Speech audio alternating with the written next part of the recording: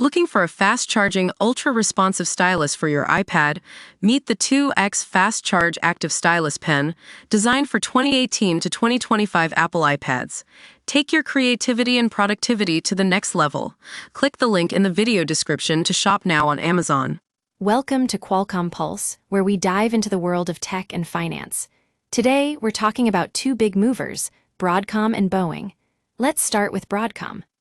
So, what can we learn from their latest reports? Well, for one, Broadcom just crushed it in Q2, beating estimates and sending its stock soaring.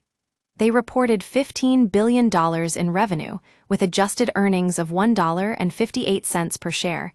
That's a 2% beat on analyst predictions. But what about guidance?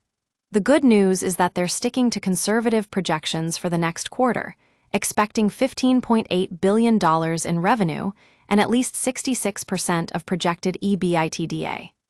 That's a pretty solid plan, especially considering the semiconductor market can be notoriously unpredictable.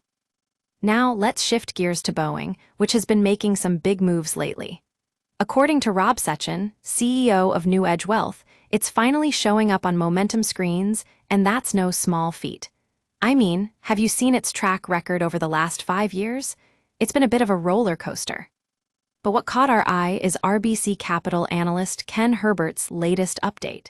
He maintained his outperform rating and bumped up the price target to $230. That's a 15% increase. We're curious to see if Boeing can sustain this momentum, but it's definitely worth keeping an eye on.